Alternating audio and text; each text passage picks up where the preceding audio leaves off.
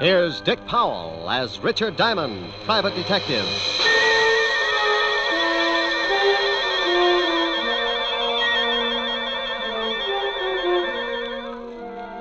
My name's Diamond, and I'm in business for a very simple reason. I like money. Oh, sure, I could do better, but I don't believe in straining myself. I might make a few bucks more, but so what? You work harder, your back gets weaker, and you take that extra couple of bucks and spend it for a brace to keep you from folding in the middle.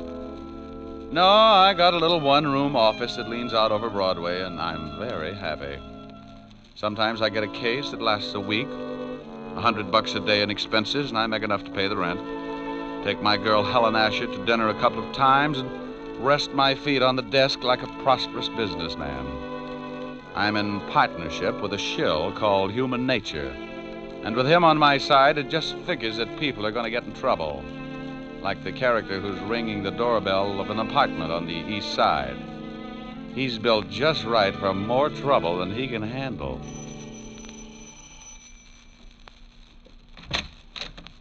Well. Hello, Mrs. Moran. You say that like you're really glad to see me. I'll let you know as soon as we can talk business. Did you bring a rubber hose along? Why? Are you going to be hard to get along with? This time, yes. Where's your husband? He went out. I tried to convince him the window was the quickest way to the street, but he's old-fashioned. He took the elevator. You're drunk. You can't get a bet out of me. Want a drink? Just get the 500. I don't want to be around when your old man gets back. You couldn't afford that, could you? No, and I don't think you could either, baby. Now let's stop playing games, Mrs. Moran. I've got a big, fat surprise for you, Mac. Keep it in small bills. Now, isn't that funny? That's your surprise. Yeah? Yeah. You don't get the money. You get something else. Stop yelling. You'll have the whole building up here in a minute. They'll be up anyway, Mac. A gunshot makes people curious. Now, wait a minute. You don't have to pull a gun. I don't have to do anything. And I'm breaking myself of one habit right now. I'm through paying your dirty blackmail. Now, you know I got my orders. If I don't collect, someone else will be around. Come on, give me the gun. Sure. A piece at a time. Oh. I need a drink.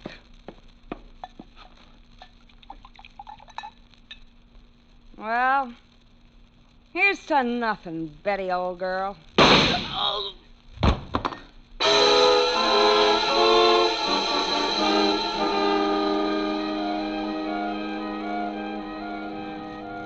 Extra, extra, read all about it. Mac Grayson shot to death in blackmail plot.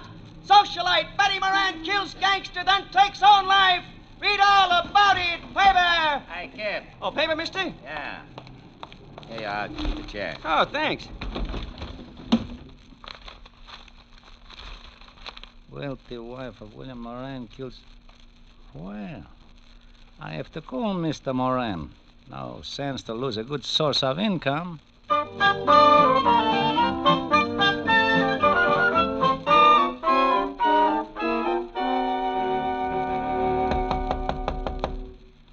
Yeah, come in. Mr. Diamond? Over here. Oh, this clothesline, I couldn't see you. You always do your laundry in your office? Free soap. Pull up a chair, Mr. Moran. William Moran. Oh. Nice pair of Argyles. One of my old clients. Sends them down from Sing Sing. Have you read the morning papers, Mr. Diamond? I haven't had time. Took some throw rugs down to the laundromat before I started on the socks. My wife died last night. What did you eat for breakfast? Why, pancakes and eggs? Why? You must eat a whole pig when you're not in mourning. How did she die? She was shot to death. Couldn't she get 2 people for a pyramid club? She was being blackmailed. It's usually the other way around. The victim shoots the blackmailer. And she did that. His name was Mac Grayson. Hmm? I want you to find the other man behind this blackmail ring. Oh, what makes you think there was more than one? I received an anonymous phone call this morning. It was from a man who said he was a friend of Mac Grayson. He made it perfectly clear that he was going to continue with the blackmail. You, know what they had on your wife? She was a very wealthy woman, Mr. Diamond. Before she married me, she was rather wild. Well, they get that way sometimes. There were some letters. Why don't you go to the police? As far as they're concerned, the case is closed. They say it's a murder and a suicide, and that's that. But I want to get the people who drove my wife to suicide. Okay, Mr. Moran, but if you want me to try and dig up your blackmailers, my fee is rather high. I want to start sending my laundry out. Money is no object. That's the nicest thing you could have said. $100 a day and a fifth of plasma. Plasma, Mr. Diamond? 100 proof. I never know what I'm going to run into in a case like this. I may bleed a little. You can reach me at Evergreen 45021. I'll write you a check. Here, use my pen. It's getting an inferiority complex. Do you know anything more about this man who called you this morning? Yeah, only that he said he was a friend of Mac Grayson's. There you are, Mr. Diamond. This should be enough of a retainer. Oh, yes. And that's all you know? I'm sorry I can't be of more help. Oh, you've been a brick. I'll get the rest from homicide. Thank you and goodbye, Mr. Moran. Goodbye, Mr. Diamond, and good luck. Oh, I'm sorry I knocked down some of your washing. There. Well, I'll be hearing from you. Well, that's the way it goes. One minute you're washing socks, and the next you got enough money to stake out a claim on every night spot from Mott Street to Harlem. Unless a particular blackmail ring likes to kill private detectives. I had a hunch the assignment might run into overtime, so I put in a call to a lovely redhead named Helen Asher. Francis, the butler, answered, and I told him to pass the word along that I might be late for my date. I hung up before Helen could get on the pipe and start screaming at me like a wounded eagle. I locked the office, went down to 5th Precinct, and an old friend, Lieutenant Levinson. He was in charge of the homicide detail and could tell me about the late Mrs. Moran and her victim. When I walked in, Sergeant Otis was polishing his billy. Hello, Otis. The lieutenant in? Well, Richard Diamond, the all-American gumshoe. Oh, you're just jealous because that club you've got is a better shape than your head. Lieutenant, Diamond's out here. Okay, send them in. Tell me, Shamus, how does one get to be a great big private detective? Saving box tops? Well, you have to observe things, Otis, my boy. For instance, one look at your shirt, and I can tell you've been eating well for a week. Why don't you either get it cleaned or stick it in a pressure cooker? Hello, Walt. Now, wait a minute, Rick. If you've got a body somewhere, take it to another precinct. No, I'm a little short right now, but maybe I can dig one up. What I said. Yeah, that was a swell one. Is this just a social visit, or am I a dreamer? It's about the Moran suicide. You handle it? Uh-huh. One of the neighbors called us. They're both deader than Otis on a double date. What about the Grayson guy she knocked off? Cheap thug, couple of convictions. Oh, don't tell me Moran's been to you with that blackmail story. Yeah. He seems to think Grayson was working with someone. Rick, that guy pestered us all morning, but there's no proof of blackmail or anything else, except 2 people got killed. Give me a quick rundown. I don't know why you're interested. I think Moran drummed up the blackmail theory just to cover that his wife was running around with another man. Well, I'm interested because Moran gave me a fat $200 in advance to get me in the spirit of the thing. Well, if you want to be bored, here are the photographs of the deal. Here's Mac Grayson. Bullet entered his chest just below the 10th rib. The gun was a .32, same one that the Moran dame used on herself. Enough powder burns on his shirt to show that she was standing pretty close when she gave it to him. She'd have to be, not to miss him. Now, you can see she was lying about 10 feet from Grayson near the bar. Huh? Probably needed a stiff shot before she knocked herself off. That's the highball glass on the floor near her head. And that's the .32 she used, about 6 inches from her right hand, and only her prints on it. Powder burns on the girl? Sure, all over her temple. We did the paraffin test on her hand, too. She fired the gun all right. Did Grayson have any friends? We never tied him up with anyone except an old wino that hangs out on Skid Row, a dump called the Parrot Club. Name's Wilbur Truitt. Yeah. Well, thanks, Walt. Now, look, the dame killed the guy and then shot herself. What more do you want? I'll let you know. Now, wait a minute. I know that gleam in your eye. I always get a sour stomach from it. If you got something, you'd better tell me. Oh, you're a cynic, Walt. Have you talked to this Wilbur Truitt? We questioned him this morning. Got a tail on him? Sure, but he won't take us anywhere. Now, what are you cooking up? Well, maybe you think there's something to Moran's blackmail story. Oh, don't be an idiot. And what are you tailing Truitt for? Because I can't take a chance. Blackmail's a federal rap, and if Moran keeps stirring up trouble, I want to be able to prove he's nuts. Now, you look here. I want to know what's on your mind. I'll send you a letter. Oh, Otis. Yeah, Lieutenant. Get me my bicarbonate. And shut up. Bye. Goodbye.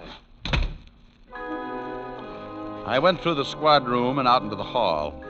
I used the payphone by the door and put in a fast call to my client, William Moran. I had a hunch, and Moran's $200 retainer in my pocket gave him an A priority on it. Yes? Mr. Moran. That's right. This is Diamond, Mr. Moran. I've got a lead on someone who knew Mac Grayson. Well, that's fine, Mr. Diamond. Who is it? A guy who hangs out on Skid Row named Wilbur Truitt. Ever heard of him? No. Oh. Well, he might have been the one who phoned you this morning. I think I'll go down and find out. Good. You'll keep in touch, won't you? Oh, as long as I'm on the case. Goodbye, Mr. Moran.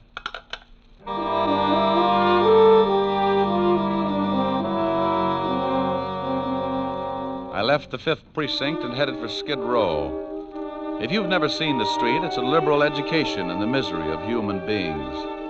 Even the sun winds up with a hangover if it shines on the place too long. The Parrot Club was a cellar with a low ceiling and a drink of wine for 10 cents a glass.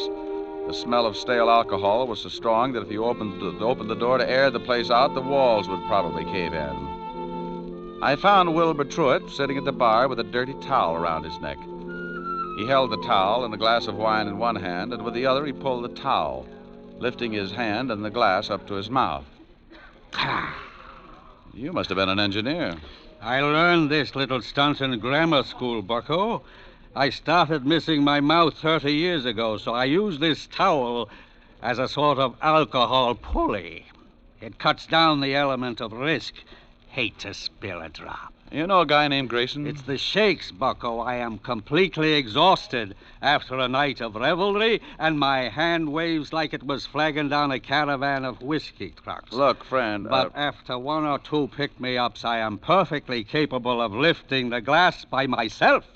And come nightfall, I'm in excellent condition to entertain my little friends. Oh, swell. Most cowards let the little fellows frighten them, and they end up in Bellevue, but I like them. They worried me at first, but when they found out how much I drank, they began to show the strain, and the shoe was on the other foot, so to speak. Oh, no. They tried to frighten me the first night, but I just kept right on with one bottle after another, and it finally drove them to drink.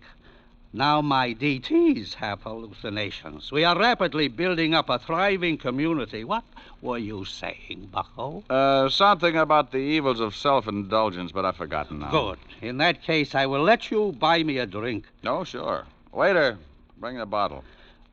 You just gave me cold chills. If I lick your hand, it's only a sign of fond endearment. Okay. Now, do you know a guy named Grayson?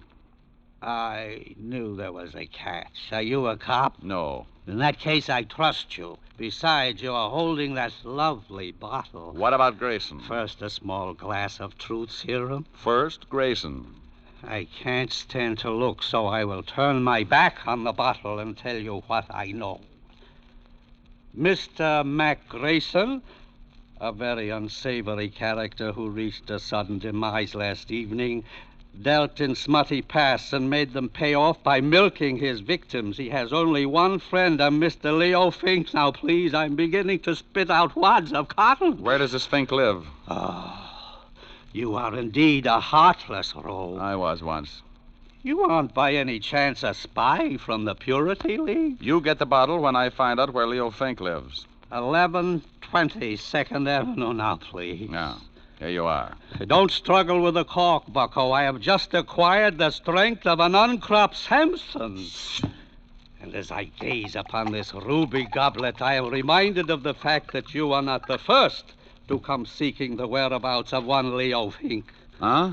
Play it back in English. A thug with the disagreeable habit of twisting my ascot approached me not 10 minutes before you came in seeking the same information. Did you give it to him? I had to. One more pull on my tie, and dissipation would have been a thing of the past. Thanks, Wilbur. Here, buy yourself another jug. Oh, bless you. And good morrow, cousin. Here's to my love. Oh, true apothecary, thy drugs are quick. Thus, with a kiss, I die.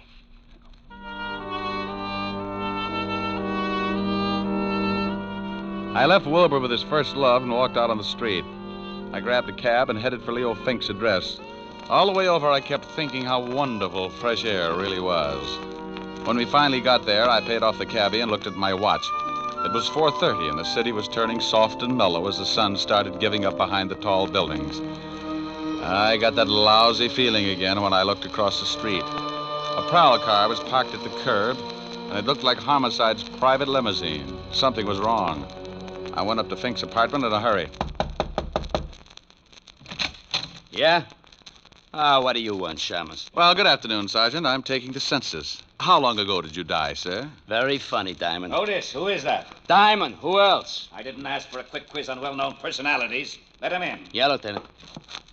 Shame on you, Otis. You'll never make an Eagle Scout. Hello, Rick. What do you want? I'll bet he's dead. You'll bet who's dead? You know who's dead. Sure, I know who's dead. Who do you think is dead? The guy I came up here to see. Well, who did you come up to see? Well, I think it's the guy who's dead. Don't you know? No, I ask you. Well, I'm telling you. You told me nothing. Look, why are you up here? Because I'm looking for a guy. What guy? I think it's the guy who's dead. Who's dead? Oh, he's on third. Don't you know? I think I know, Lieutenant. You shut up. Of course I know.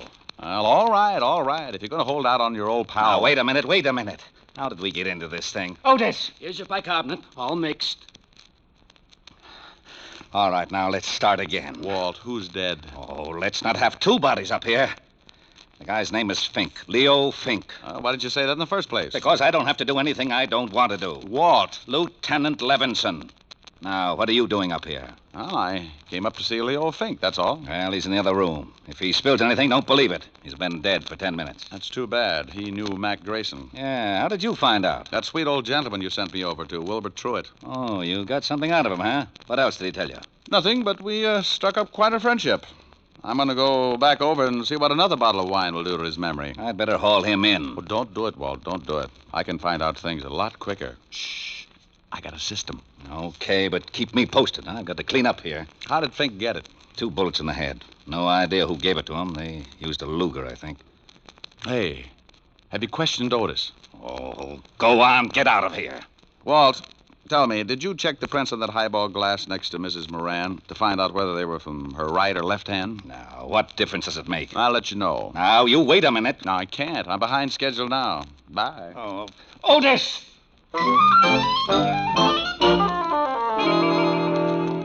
I went downstairs in a hurry and started back to Skid Row and Wilbur Truitt. I turned a corner and had a quick change of heart. That's far enough, Shamus. Wow. Well, look what I picked up. All right, get into this alley. Now, why don't you put that cannon away? It shows up like a pair of gums at a dentist convention. Turn around and get going. I can run if it would help. Take your time. You haven't got too much of it left. Stop nudging. You got a cold barrel. Don't you like it? No, but it helps. A lesson in the manly art of self-defense. Next time, don't get so close with a gun. Well, what do you know? A Luger. Okay, so I'm a Butterfingers. You got the gun now. What are you going to do? I got a mean streak, and it shows up when someone tries to kill me. I'm going to ask a couple of questions, and if you don't answer them, you'll wish you'd picked on an octopus. Now get up. Oh, you're a big one. Now, who sent you after me? I don't know. Who sent you after me? Honest, I don't know. Oh, wait a second. All right, the guy told me on the phone his name was Jones. Sure, first name's John. Oh, wait. I know it's a phony, but he was recommended. You get paid for your work, don't you? Yeah, but this one I collect after the job. Where? I thought you'd gotten over that stubborn streak. Okay. The 8 o'clock ferry to Staten Island. He's going to slip me 2 bills. And you don't know his right name? No. Did you know Mac Grayson? I heard of him, but I never met him. Are you as handy with a .32 as you are with that Luger? Huh? Forget it. Next question. Who killed Leo Fink? Oh, that's a pretty big one. Okay, I'll word it differently. Who killed Leo Fink? I'll take the beating. Yeah. Well, I got a hunch this Luger of yours will check with ballistics. Come on. Homicide's still up in Fink's apartment. No, it's... What did you say? Okay.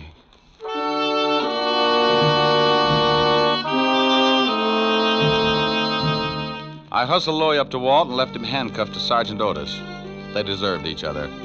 Louis said he was going to be paid off at 8 o'clock, and my watch said it was 7:15. That gave me 45 minutes to check at Homicide and still catch the ferry to Staten Island. The fingerprint man at the 5th Precinct put the prints from the highball glass under a microscope and told me what I wanted to know. My hunch had been right. So I grabbed a cab, and 20 minutes later, I was paying for my ticket at the ferry landing. A thick, wet fog was beginning to roll in off the river, and by 8 o'clock, it was hard to even see your watch. Someone was playing a piano in the lounge as the ferry began to move slowly across the river. I didn't know who I was looking for, but I figured if there was going to be a payoff, it would be outside. I leaned against the rail and took out a cigarette. Got the match, mister? Yeah, right here. Thanks. Lousy night. Yeah.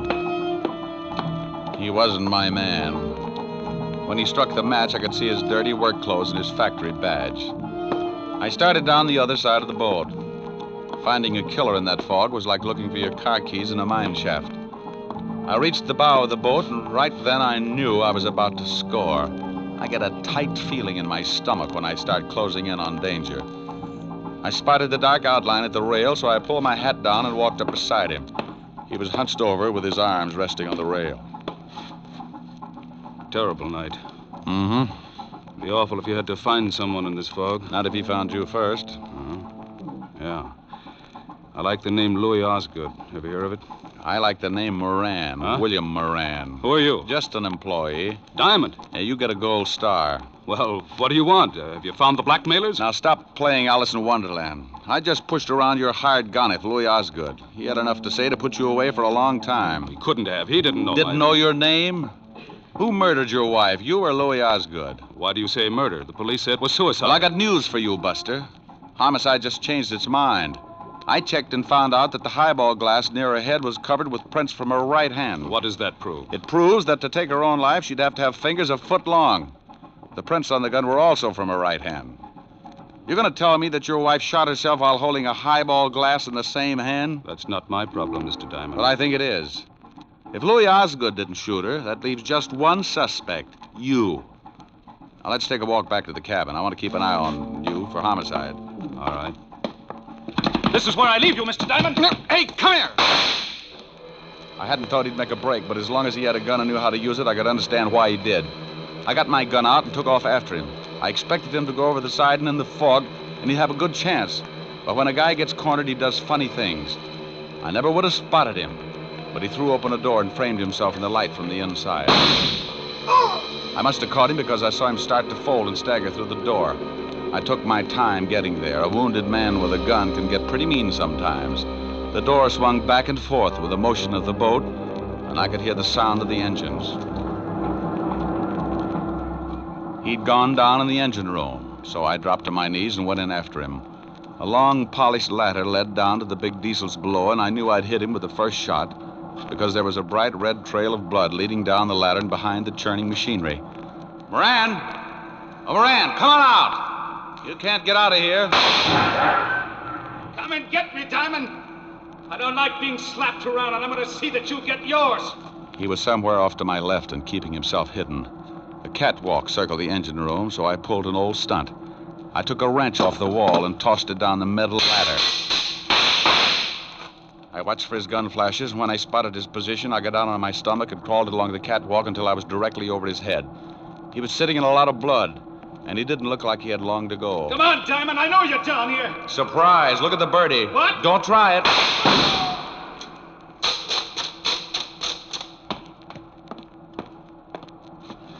Sorry, Moran, but this just wasn't your night. You want to tell me about it? I shot my wife. I came in just after she shot Grayson. And she was standing at the bar with her back to me, mixing a drink. She dropped the gun by Grayson's body, so I picked it up and shot her. Wiped my prints off and put hers on it.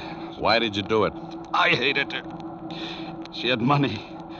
I found some letters and turned them over to Mac Grayson, the well-known blackmailer. I wanted him to drive her crazy until she drank herself into a sanitarium, and then I'd have her money. I never guessed she'd kill Grayson, but when I did, I saw a chance to kill her and make it look like suicide. You should never have called me. The police were satisfied. I had to find Leo Fink. He knew I'd hired Grayson, and he was going to blackmail me.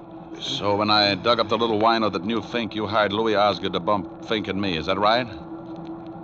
Hey, Moran. Oh, well, it was a dull conversation anyway. Lousy night.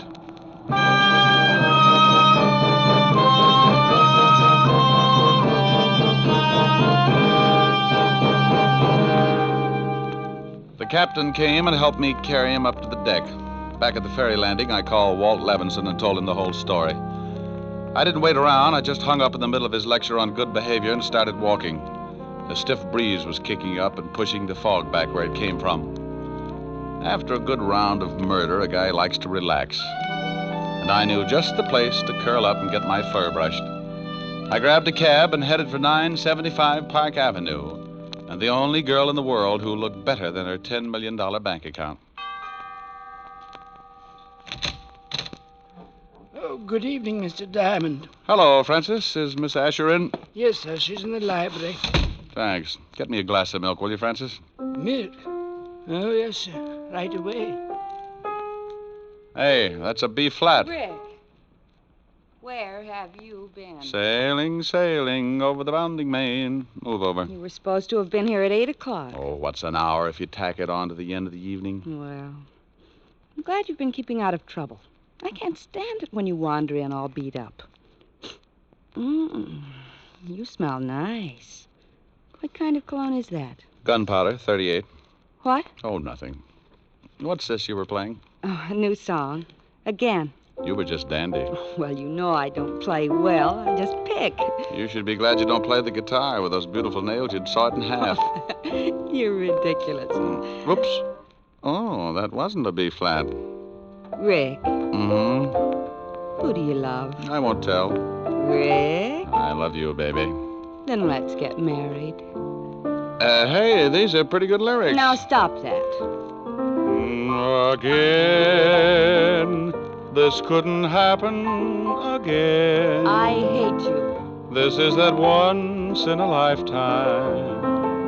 This is that moment divine. You never sing when I want you to. What's more, this never happened before.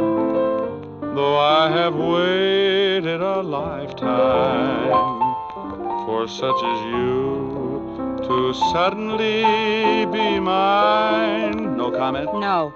Mine to hold as I'm holding you now, and yet never to part.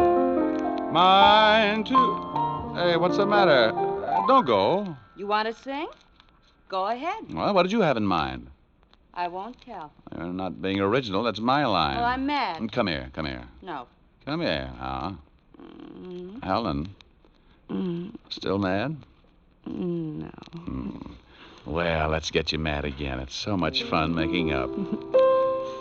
Mine again. What's the name of the song again? It never happens again. I'm mad. Oh, good. No. Ricky. Here's your milk, Mr. Diamond. Oh, my goodness, you never warned me.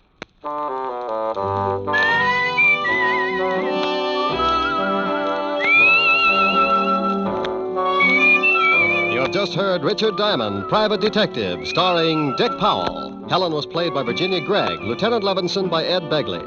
Also in our cast were Wilms Herbert, Tal Avery, Herbert Butterfield, and Jack Petruzzi. Music was under the direction of David Baskerville. Richard Diamond is written by Blake Edwards and directed by William P. Rousseau. Now, this is Eddie King inviting you to be with us again at the same time next week, when we will again bring you Dick Powell as Richard Diamond, Private Detective. This program has come to you from Hollywood. Now, NBC brings you a three-way cavalcade of grand comedy with Phil Harris and Alice Faye, Fred Allen and Henry Morgan, all following in fast succession over most of these NBC stations. This is NBC, the national broadcasting company.